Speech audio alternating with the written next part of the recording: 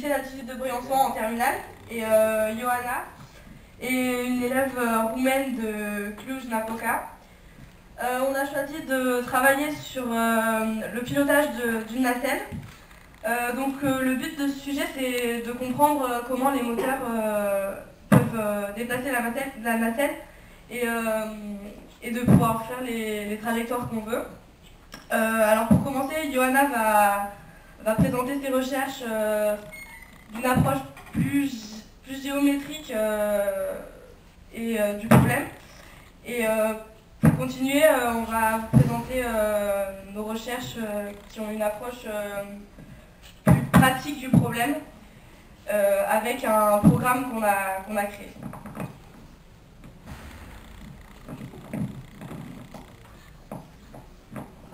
D'abord, nous avons les points A et B qui sont les moteurs de la nacelle. Ils sont les segments AB à tout le temps la même longueur et c'est le diamètre d'un cercle. Les points C est la nacelle. Les points E sur les segments AB qui permet de mesurer l'angle entre CE et AB. Et les points H est la projection du point C de la nacelle sur AB. Nous allons étudier les mouvements du point C. Pour nous allons calculer l'aire du triangle et l'angle de cas plus général.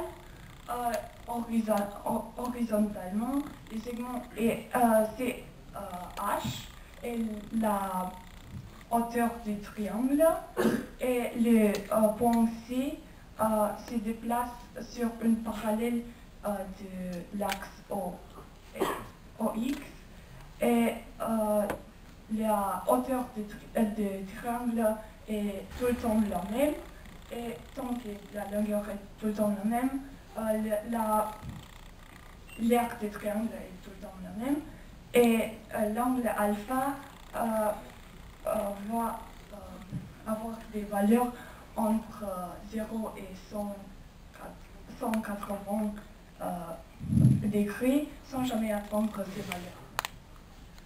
Verticalement, quand la nacelle a un mouvement parallèle à l'axe Y, l'aire du triangle ABC varie proportionnellement avec la hauteur du triangle.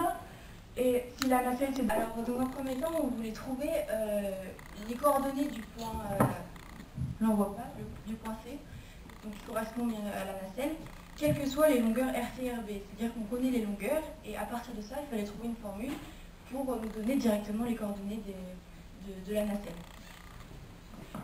Donc, il faut se dire du coup que notre nacelle elle se déplace sur un immeuble et est pilotée par deux moteurs, B et T. Donc la nacelle est représentée par le point A. Et donc voilà, le but c'est de trouver les coordonnées de ce point. Donc on a tout de suite trouvé que en fin de compte, ces cordes-là étaient des rayons des triangles de sens B et de centre C. Et à ce moment-là, il fallait juste trouver l'intersection des cercles. Voilà, donc on a fait nos calculs. C'est un peu compliqué. On a donc un x fixe avec une formule. Par contre, pour y, comme on a un carré, on a deux solutions, plus ou moins la racine. Mais à ce moment-là, ce sera la solution qui sera la plus petite, parce que la deuxième solution sortira forcément de l'immeuble. Donc c'est impossible d'avoir un cas où la nacelle est plus haut que les points qui la retiennent.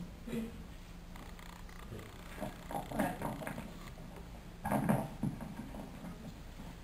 Donc à partir de là, on a créé un programme qui nous permettait de faire à la nacelle un déplacement particulier et donc de pouvoir observer sa trajectoire et voir un peu ce qui allait se passer. Donc dans ce programme, on a mis en place un système de curseurs qui nous permet de faire varier la vitesse de nos deux moteurs. Donc c'est les curseurs que vous voyez sur le côté, VA et VB, qui correspondent à la vitesse des moteurs A et B.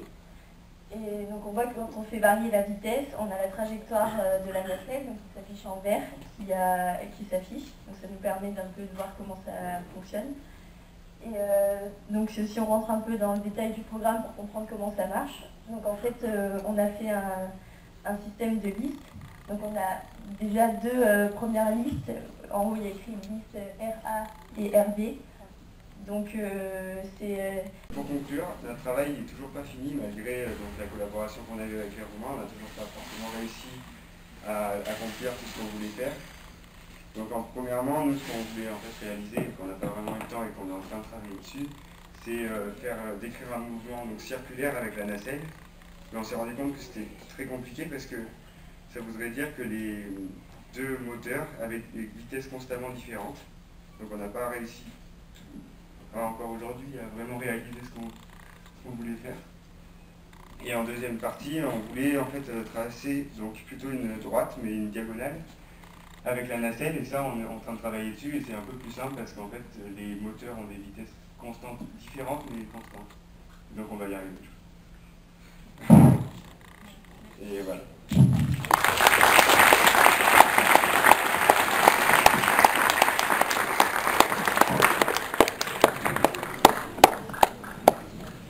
Merci beaucoup. Y a-t-il des questions sur la présentation que l'on vient de voir? Tout est clair? Oui. Est-ce qu'il y a des problèmes, par exemple, quand la nacelle, vous faites monter une corde, par exemple, qui est reliée à la nacelle du moteur B, qui est plus courte que la corde du moteur A, par exemple, est-ce que ça peut se produire? Et est-ce que ça crée un problème de penchement sur le niveau de la nacelle?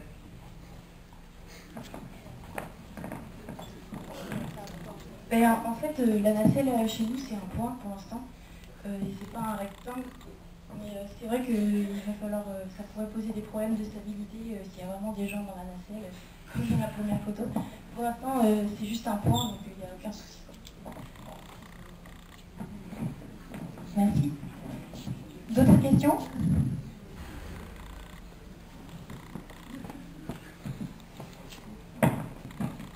D'autres questions? Moi j'ai une question d'un point de vue pratique. Comment vous faites pour collaborer avec Cluj? Et inversement, comment Cluj fait pour collaborer avec vous à Briançon? On travaille beaucoup en vidéoconférence, donc on essaie d'en faire assez régulièrement, mais c'est vraiment pas facile parce que alors déjà il y a la barrière de la langue, donc même si nous, Juliana parle très bien français, mais c'est quand même compliqué, surtout quand on est derrière un écran, de se faire comprendre. Mais sinon c'est surtout quand on se rencontre, donc là par exemple cette semaine ils sont arrivés il y a quelques jours à Briançon, donc on a eu le temps de travailler avec eux, et c'est là qu'on met en commun nos travaux et qu'on peut vraiment travailler ensemble. Autrement dit, malgré tous les progrès, les moyens de communication, c'est quand même quand vous vous rencontrez vraiment qu'il se passe quelque chose. C'est quand on se rend compte que c'est déjà plus facile de travailler et plus intéressant aussi. C'est là que c'est mieux. Merci beaucoup. Vous parlez anglais? Parfois, entre vous? D'accord. Merci beaucoup pour cette première présentation.